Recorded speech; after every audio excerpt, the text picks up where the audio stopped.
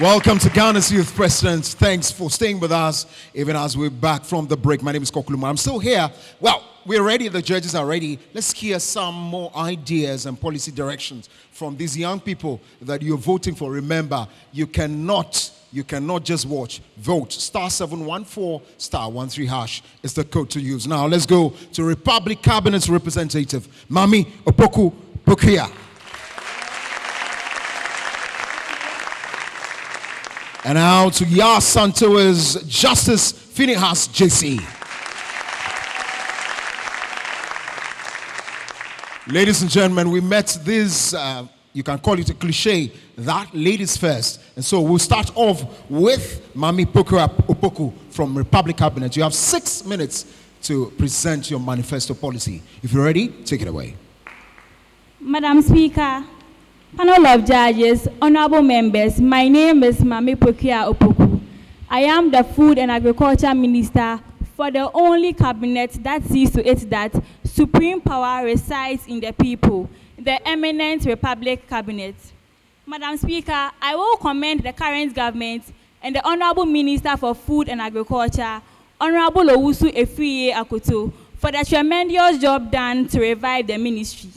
Madam Speaker, 1.1 million of farmers have benefited from the Planting for Food and Jobs flagship program initiated by the current government. They have also been able to supply improved seeds and fertilizers to farmers across the country. They have also reduced the ratio of the total number of farmers to extension officers to 1:1,850 as at the end of 2019. Madam Speaker, the introduction of technology into agriculture, ready markets for farm produce, and rearing for food and jobs, and many other policies initiated by the current government, which have been greatly achieved by the government, has brought about great improvements. Madam Speaker, despite all these improvements, the sector is still facing lots of challenges. Fewer farmers benefited from the Planting for Food and Jobs flagship program. And also, there has been poor record keeping of farmers, which makes it very difficult for the distribution of seeds and fertilizers.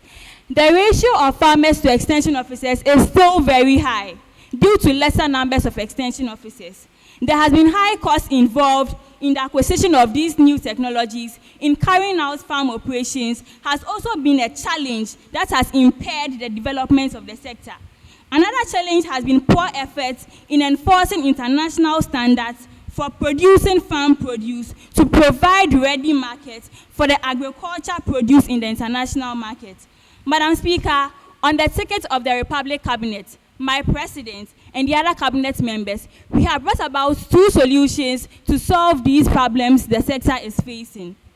Madam Speaker, our first solution is ensuring registration of all farmers, which will come about with improved features. So this new registration format will capture the name, the contact details, the age, and the GPS address of the farmer, his biometrics, his family size, and at most 2 witnesses will also be captured. His annual production sales, his district, his region, his educational background, and his level of experience in his field of production. Madam Speaker, so the benefits the farmer gets for being registered solves most of the challenges the sector is facing. So the farmer gets access to fertilizers and seeds that will be distributed to yield the agriculture production. He also gets access to free extension programs, training, and seminars. He also gets access to credit facilities. He gets access to subsidies, especially with the use of advanced machinery for farm and other related farming activities, pesticides and weedicides. Registration under our proposed policy will guarantee a farmer's qualification for any award on Farmers' Day and any other AGRIC initiated awards organized by the government. You will also get access to ready market opportunities provided by the government, since their farm operations will be monitored so that they comply with the international standards in the production of their produce. Our second solution has to do with recruitment and training of more extension officers to reduce the high ratio of farmers to extension officers. Madam Speaker, I'm coming to the key flagship policy for my sector. We are going to form corporations to distinguish farmers with respect to their field of production, with the aim of disseminating information to them educating and training them, and also for contributing towards a pool to be able to employ the use of advanced machinery to carry out farm operations, which would have been very difficult for farmers singularly to acquire. We are also going to regulate their farm operations and provide ready market avenues to them. One may ask, how do I intend to fund these policies? We are going to have two ways we are going to fund this policy. So one, there will be fundraising by participants towards well-planned projects. So we know the conservative nature of farmers makes it quite difficult to get funds raised by the farmers themselves. But when the objectives have been stated clearly, that adaptation to current changes in the field of agriculture is essential in the agricultural development and improvement in productivity, they would then have a better reason to contribute towards a planned project. Two, funding from non-governmental organizations in the field of agriculture. In the formation of cooperative societies in the field of agriculture, the incorporation of agriculture NGOs is essential for the rapid growth of the corporations. These agric-based NGOs come with expertise, that is technical know-how in different areas of specialization in agriculture. Since most of them are already established and have been able to develop diverse sources of funding, they will be able to raise funds towards the achievement of certain projects due to their partnership and the role they'll be playing in the cooperative societies. Madam Speaker, I would like to talk a bit about GM foods, that is genetically modified foods. The uprising of genetically modified foods in our local agriculture industry has contributed to solve some problems in the agriculture industry, that is long-term production periods and resistance to diseases. However, the health threats these genetically modified food pose in the long run is questionable, and its reliability is a very big threat to the health of the farmers and the citizens as a whole in some years to come. I would also like to talk about shea butter. Although conscious efforts has been made by the government and agric-based NGOs to grow shea butter industry by empowering women in the northern regions of Ghana. Thank you very much, Mami Pokria Opoko from the Republic Cabinet.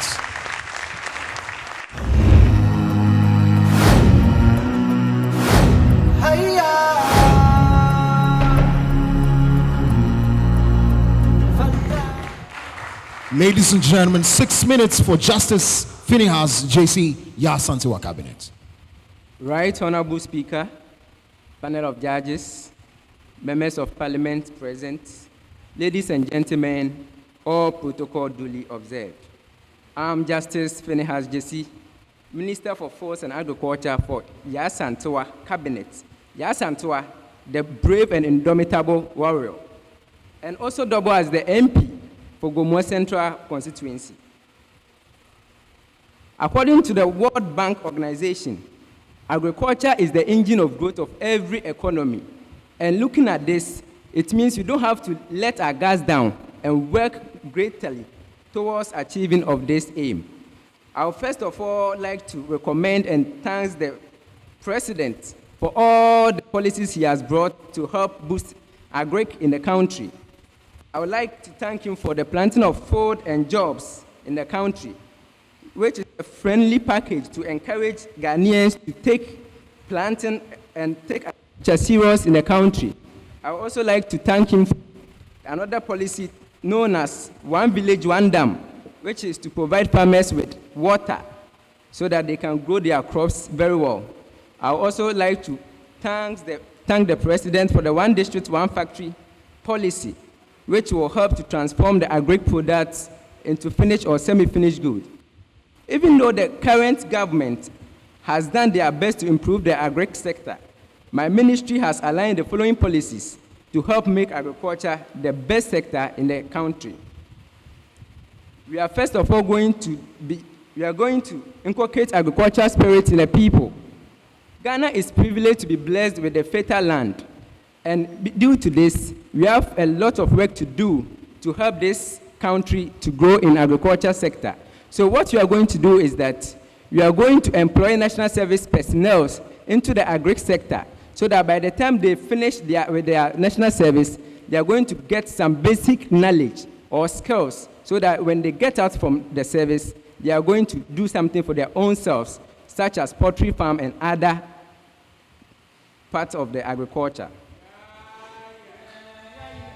With the inculcation of the agricultural spirit, you are also going to make sure that the JHS and the primary schools that we used to have AGRIC, agriculture, as a subject that is taught in the school, which it has been eliminated or it has been taken from the syllabus, we are going to bring it back so that our children, by the time they reach SHS or any level of education, they've gotten some knowledge of agriculture and they can do something on their own. With the inculcation of the agricultural spirits in the people, we're also going to make sure that we advocate to Ghanaians so that they will be able to have background or backyard farms, so that even though they will need to depend on the agriculture sector for food and other things, they can also depend on their own selves because of their backyard farms. Right, Honorable Speaker, my ministry is also going to reward the farmers with mouth-watering incentives. If I say mouth-watering incentives, then I want to say that the incentives we give to Ghanaian farmers are not enough. And of course, that's why people are not entering into the farming industry or agriculture industry. So what you are going to do is that the best farmer for 2019 was awarded with 536,000 Ghana cedis as a prize for being the best farmer. My ministry is going to make sure that we will extend the money into 1 million Ghana cedis. And the reason for doing this is the fact that we want everybody to be happy and get into the agri sector to boost the economy, because it is the engine of growth of every economy. We are also going to partner with other organizations and countries so that the agriculture sector in our country will be improved. What we want to say here is that even though we are doing our best as a country in bringing out policies, there are other countries and other organizations that are highly inclined technologically and in other field of agriculture. So, for example, we are going to partner with Israel, which is very good in the greenhouse effect and other parts of the agriculture sector, so that they will help us and train our farmers and other people who are into the agri sector, so that they will be able to get employed there. We are also going to collaborate with other ministries, such as the Ministry for Roads and Highways, a Ministry for Environment and Sanitation, so that it will boost our agriculture sector.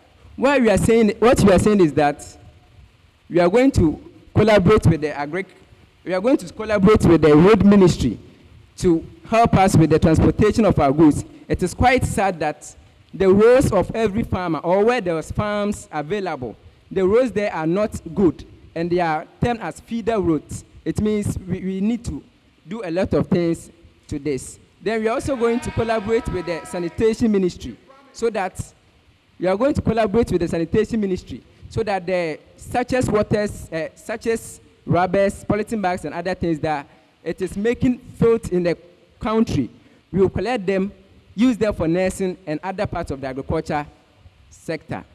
We are also going to mechanize agriculture in the country.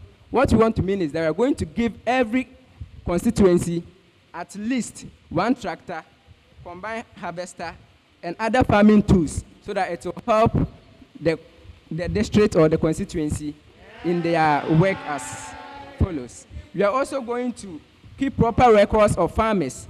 What we want to do is that we are going to make sure that the farmers get everything that they need from us. All right, ladies and gentlemen, Justice Finihas, JC from Yasantua.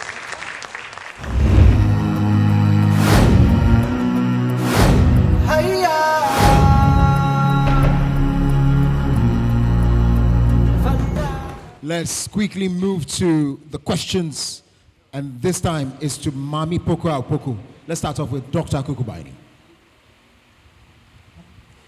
Great presentation. I think you have great policies there. Okay, so you spoke about funding, and what I got from your strategic funding plan was you depend on a third party to bring in money, all right? So you depend on the NGOs to go make the money and bring it to you. So if that doesn't happen, what would you do? Thank you, Madam Speaker. We know governments will definitely fund our projects because we are working together with them as a sector. And I brought about 2 ways we are going to fund it. So aside the farmers helping themselves to be helped, we are going to also involve the NGOs. The NGOs, it's not like we are going to them because we know they can give it to us, but we also want them to improve the sector. So we are going to look for those who are based in AGRIC, the NGOs based in AGRIC, who have the expertise, the technical know-how to also improve the sector technologically. So they bring the money, they support us with money, and also support us with knowledge, so that we can improve the sector. Okay. All right. Jignesh Bradia. What are the measures that you are going to take so that you have a control on non-GMO practices? For my sector, we are not going to do with GM foods because of the health implications they pose on the human resource. They cause mutation and also cancerous diseases, which we don't know. And per research, when we deal in GM foods, they are going to have implications on us in some years to come. So we can grow our organic seeds and use them for production and to boost our productivity when our farmers comply with the international standards for producing their farm produce. Thank you very much. Thank you. All right, so let's get our questions now to Yasanto's Justice Phineas, JC. Let me come back to you, Dr. Baini. So we're talking about education and training. Yes. Now, good. So what strategies will you use? What methods will you use to educate those interested in agriculture? Okay, as I said in my presentation, I said we are going to make sure that we are going to bring back agriculture into the JHS and the basic school. Initially, around 2000, there were about, AGRIC was a subject that is studied in the junior high school and primary school, but now it has been combined to the integrated science. Even though it is part of the integrated science, because it is not recognized as a subject or a course on its own, we don't take it into consideration when we are dealing with AGRIC. But initially, when it was only AGRIC as a subject, people were taking it serious. They were teaching our children other things or other methods in agriculture. All right. It's getting exciting already, but you can make it more exciting if you vote at home. Remember, the judges have 60% on their score sheets, and you have 40. Just dial *714*13#, and then you vote. If you love Justice Phineas, JC, who's coming from Yasantoa Cabinet, please do the voting. Or Mami Poka Opoku from Republic Cabinet is your favorite. Do the voting. *714*13# is the code. Remember to keep voting and voting. And all of these, we're setting the agenda in the SDG goals, the global goals that says we're ending poverty and making sure that the environment is very peaceable for everybody to live in. We'll take a break. When we come back, we have the very last presentation from the Gold Coast Cabinet's representative. Don't go nowhere. We're right back.